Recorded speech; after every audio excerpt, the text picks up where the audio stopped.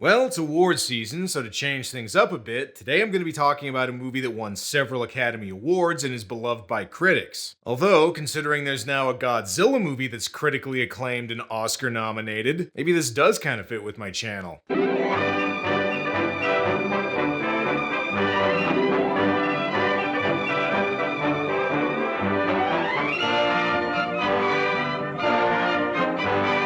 The Thief of Bagdad is a 1940 British fantasy movie that's considered by many critics to be one of the most influential Arabian Nights-style fantasy films ever made. This one is actually a remake of a 1924 silent film, and there were several further remakes afterwards, but this 1940 version is usually the one most people think of. It won 3 Academy Awards, has a 100% on Rotten Tomatoes, and is a favorite movie of people ranging from Roger Ebert to Francis Ford Coppola. So out of respect for such an important film, I will not be making any smart-ass remarks during this video. I'm just kidding, I'm still gonna do that, but in a respectful way this time. Now some of you are probably thinking, wait, doesn't Baghdad have an H in it? Yes it does. The H stands for Hollywood didn't care about Middle Eastern grammar in 1940. And now some of you are probably thinking, Hollywood? Didn't I just say this movie's British? Well, yeah, it's true filming originally started in London, but after they got interrupted by a little dust-up called World War fucking II, production moved to Hollywood so they could finish the movie without having to worry about German bombs getting dropped on their heads. And if you needed any more proof this movie was made in 1940, I never know why men come back from sea. It opens with a musical number. Well, it was either that or some text asking people to buy war bonds. Fun fact, apparently this movie was originally supposed to be a musical before the producers decided against it, but traces of this still remain in the final film, which makes the random short outbursts of song a little scattered and unexpected. And as long as they're singing about being a sailor, well, at least Disney eventually made a version of this that's a musical. And if you think I'm kidding about that, the villain, no joke, is named Jafar. My life is but to serve you, my lord. But wait a second, it's Jafar with 2 F's, so completely different. Jafar is played by Conrad Veidt. That makes sense. He also played a prototype version of the Joker. By the way, before I go any further, I should point out that, yes, most of the main characters here are played by white actors who look like they spent various amounts of time in a tanning bed. Look, it's a movie from 1940. It's gonna be cast like one. I mean, hell, Mickey Rooney was still doing roles like this as late as the 60s. And hey, some background people are different races, so that's something. I think the most offensive thing about this movie is how rude people are. What? Your cur would bark? He was saying thank you, dickhead. Fortunately for the blind guy and his dog, this kindly and definitely not evil woman offers to put him up in the local palace. Alright, as much as I joke, this did have a very lavish production for the time. Color was a relatively new thing in movies, so they really wanted to make sure they showed it off. Hey, this guy's in luck. This palace also comes with its own harem of Mae Wests. Stay. There are great doctors here. They may restore your sight. Yeah, then you can go to a mirror and shave that crappy mustache off. The blind man starts telling the story of how he got here, leading to a flashback, where we see the title Thief of Bagdad character, played by Indian actor Sabu. See, look, they got some non-white people in the cast. I mean, yeah, okay, he's Indian and not Arab. But again, considering this is a British movie from 1940, you're lucky the thief wasn't played by Laurence Olivier wearing Aladdin face. Or as it's known here in Canada, going full Trudeau. By the way, the thief's name is Abu, so there's another Disney connection. And don't worry, he's the good kind of thief. See, look, he steals food and gives it to poor people. He's like homeless Robin Hood. However, most of the townspeople don't seem to appreciate his brand of charitable theft. Wow, this early in the movie and already I get to do this? Gotta eat to live, gotta still to eat. Tell you all about it when I got the time. One jump ahead of the slow pokes, one skip ahead of my doom. Next time, gonna use a nom de plume. Alright, I better not play any more than that. I don't need the Disney copyright bots on my ass. Anyway, while Abu stops to admire one of the movie's many elaborate sets, we learn that the blind man from the beginning is actually the king of Baghdad, Ahmad. Alas, I was that mighty man.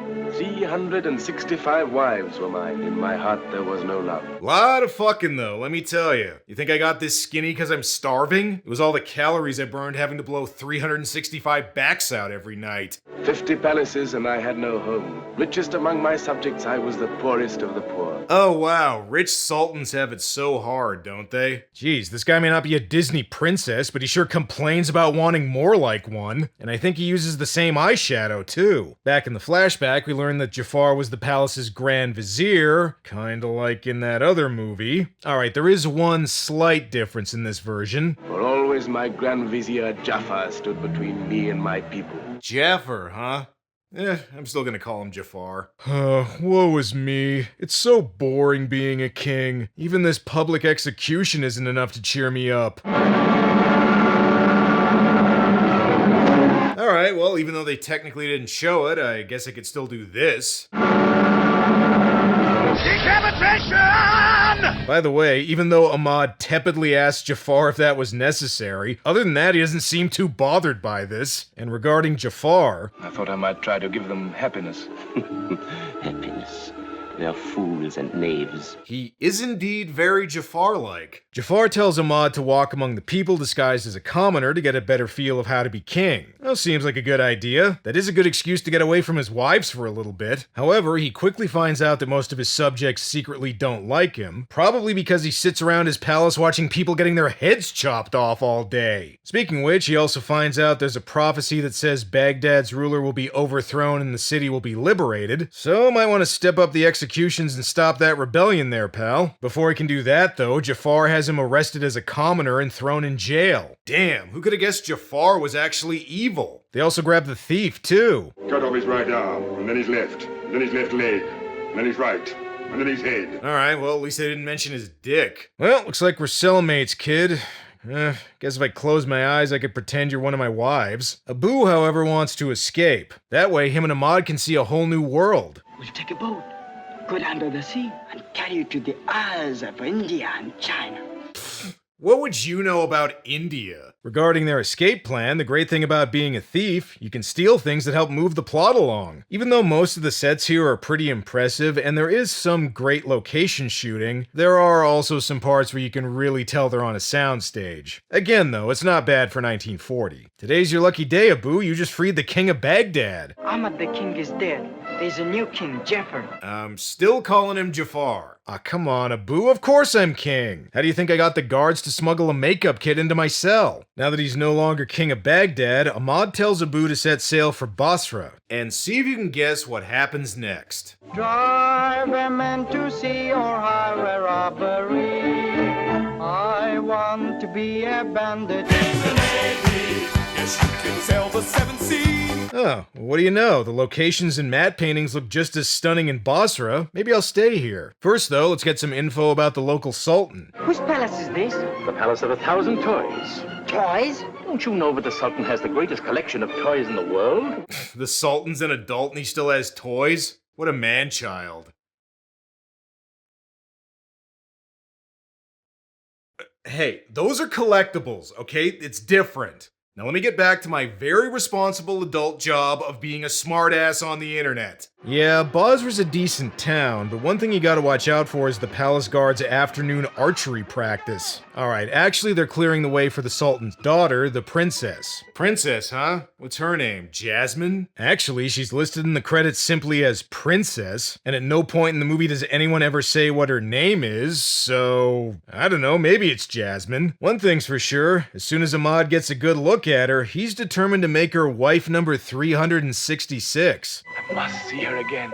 But I found Sinbad the Sailor. Don't worry, Abu, I can talk about the Harryhausen Sinbad movies later. Even though this princess isn't a Disney one, just looking at her I can already tell she wishes she had more. If only there was someone that could grant her 3 wishes. A genie! Don't go! Don't go, it's a genie! Hey, don't skip ahead, lady. And that's not a genie, that's Ahmad. Are you afraid? There's a strange guy with a molestache in her house, so...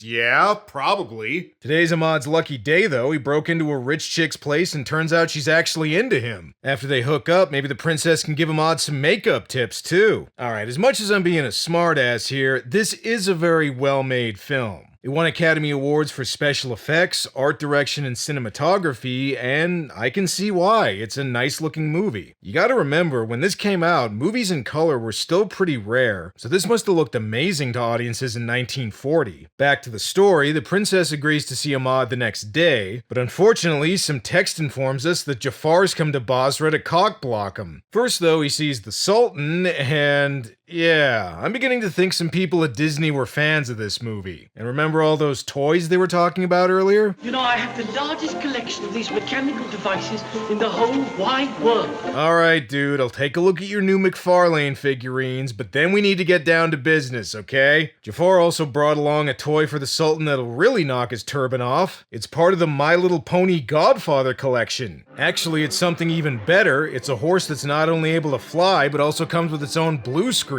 No wings though, which is weird considering the horse in the original version had them. Well, the blue screen work here is definitely dated by today's standards, with many parts having a noticeable blue halo around them. Considering this was the first movie in history to ever use a blue screen, I'll cut him some slack for that. I'm the king of birds! It's a horse, stupid! The Sultan is so impressed with Jafar's new toy, he offers to give him anything for it. I ask but one thing in return. Your daughter.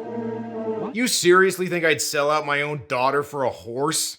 It's a deal. Yeah, I joke, but that's pretty much what he does. However, while getting fitted for her wedding burqa, the princess decides she doesn't want to marry Jafar and goes all runaway bride. Not only that, but Ahmad and Abu end up getting captured. Great Sultan, I speak the truth. My eyes bear witness.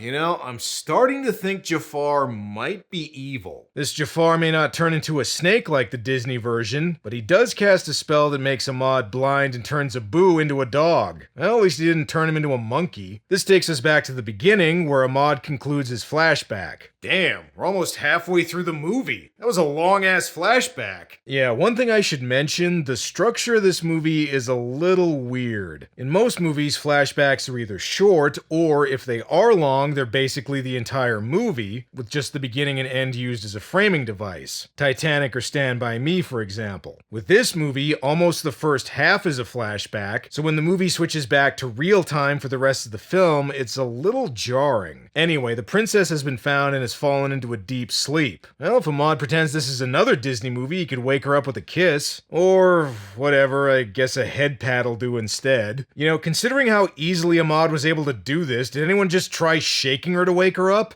Poor eyes. So full of pain. I think that's mascara, lady. Good news, princess. There's a way to cure Ahmad and Abu. Bad news, you still gotta marry Jafar. Jafar. It's always Jafar. You can keep pronouncing it Jafar all you want. I'm still calling you Jafar. The princess agrees to marry him, and true to his word, Jafar lifts the spell and cures Ahmad of his blindness and turns Abu back into a human. Forget Ahmad. For men with eyes, the world is full of women. True, he does have 365 wives he needs to get back to. But even though he has hundreds of wives, Ahmad just wants the princess. Even though he still doesn't know her name. However, Jafar uses his magic to summon a storm to stop him. Either that or Godzilla's about to appear, which would probably double this video's views if he did. Don't worry though, they're fine. Or at least Abu is anyway. What the hell is Ahmad? Back in Basra, the Sultan is surprised his daughter's upset she has to marry Jafar. I guess he probably shouldn't have sold her out for a flying horse. To make her feel better, he says she doesn't have to marry Jafar, but he has another surprise for the Sultan. A, sexy Hindu Smurf cosplay chick he picked up from Basra Comic Con? By the way, the actress here is the same one who plays Jafar's female assistant, so is this supposed to be her in a disguise? They never really say in the movie. In any case, let's see her dance.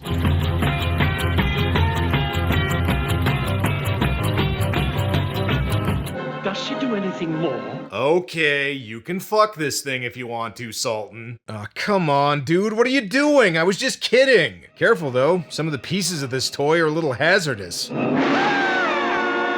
Yeah, that's right, Sultan. Prepare to meet Kali in hell. Okay, so far this movie has a thief, a Jafar, a princess, and a sultan, but we still need a genie. Well, not to worry, because Abu finds a bottle on the beach that unleashes a kaiju-sized genie. For me, this is the first moment of my new freedom. For you, this is the last moment of your life. In a moment I shall lift my foot and crush you. Yeah, that's right. I don't care if you set me free. I don't know you shit, kid. Jeez, this is like Quentin Tarantino's wet dream come to life. Before he's able to be smushed, Abu tricks the genie into going back into the bottle by saying he doesn't believe he can fit. Alright, well, the genie may be powerful, but he's still an idiot. Oh, great and merciful master, let me out and I'll grant you 3 wishes. Okay, only 3 wishes, so better use them wisely, kid. I'm hungry. I wish I had some of those sausages Mother used to make. Your sausages? Aw, damn it. I wish I didn't do that. That's your 2nd wish. Son of a bitch! Abu says he wants the genie to tell him where Ahmad is, but to do that, the genie needs to take him to something called the All-Seeing Eye. And instead of teleporting him there, the genie does this. Nipple, nipple, tweak, tweak, fly! Well, I've been adding music for most of the video, so might as well do this.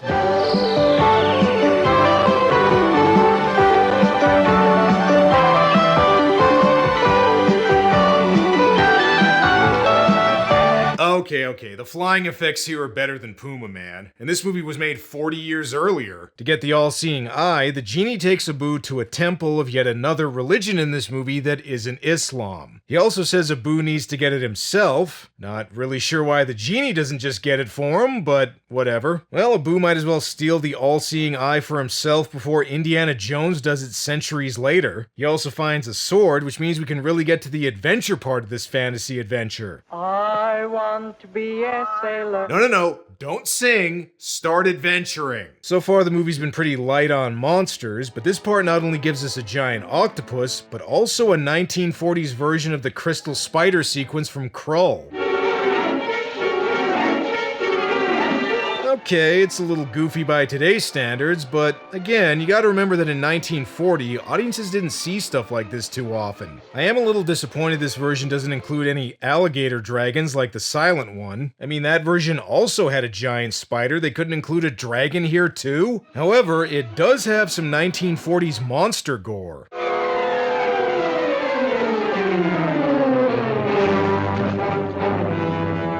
And if you were expecting the giant spider and the octopus to fight, sorry, no dice. Once again, though, very impressive production design in this movie. Congratulations, Abu, you got the all-seeing eye. Now you can use it to see why the genie didn't just go in and get it for you. He also sees where Ahmad is. Turns out he got lost trying to find his shirt. Seriously, though, where the hell is he? Did he wander into a different movie? Oh, they filmed this part in Bryce Canyon? Oh, that figures. I didn't think there were too many locations like this in the UK. Well, better go get him. Nipple, nipple, tweak, tweak, fly! Okay, you found him, but what about your wishes? Got to be careful.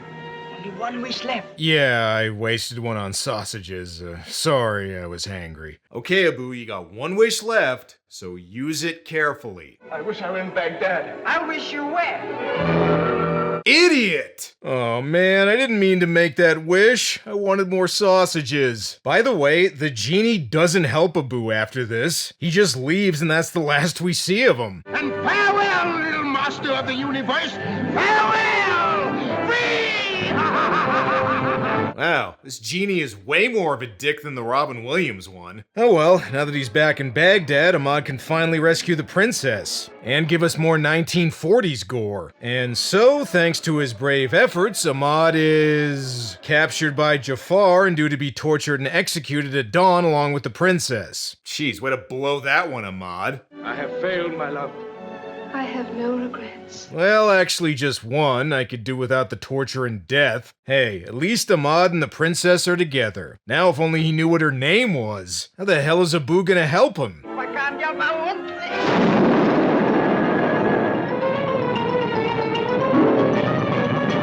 Oh, okay, I guess...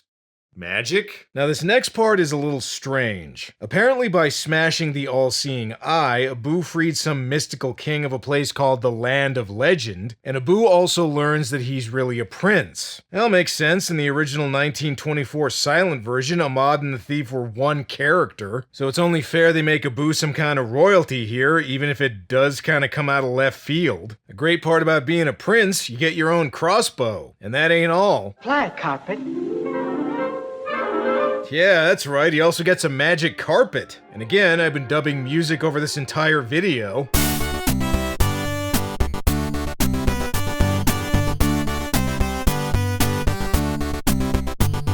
I would have used the real version, but it kept getting flagged, so had to use a chiptune cover. Oh, Boo better put the pedal to the carpet. Ahmad's about to be executed. Oh man, this sucks. I shouldn't have spent so many of my afternoons watching these. Oh, and remember that prophecy from the beginning that said the king of Baghdad would be overthrown? Well, you picked a bad day to be king, Jafar.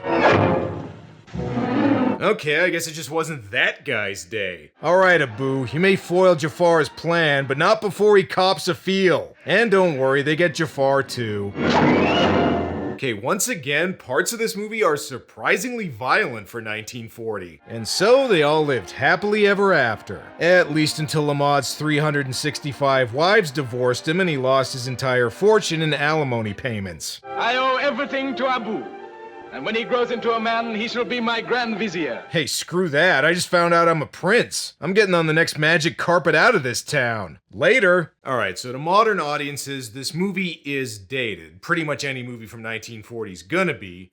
But I can see why it has such a high reputation. Audiences didn't get to see fantasy films like this too often back then, and when they did, they were rarely this lavishly produced. And as you can probably tell by how much Disney's Aladdin borrowed from this, the movie had a huge influence on later Arabian-inspired fantasy flicks, particularly the depiction of the genie. So I can see why it's so beloved by a lot of people, but with that said, I've never fully been able to get into this one. I don't know, maybe it's the fact that it emphasizes romance over adventure, or maybe it's that it can't seem to fully decide if it wants to be a musical, but this one's never really clicked with me, and I can watch old fantasy movies. I think my biggest problem is that while Conrad Veidt makes a good villain, and other characters like Abu and the Genie are pretty lively, John Justin's Ahmad is pretty bland, and as for the princess character, I think the fact that they don't even bother to give her a name says a lot. Don't get me wrong, it's still a very nice looking movie, and I understand how important it is, but there's other old fantasy movies that I enjoy watching more than this one. So with that said, next episode I'm going to talk about another movie that raised the bar for fantasy flicks that I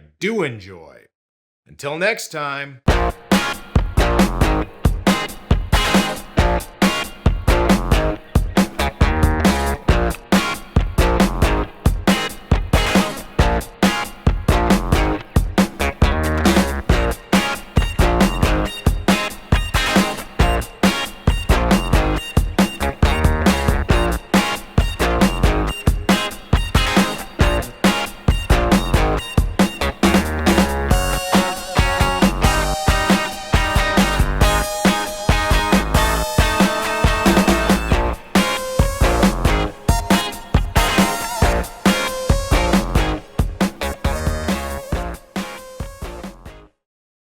I was about to bathe. I'm waiting.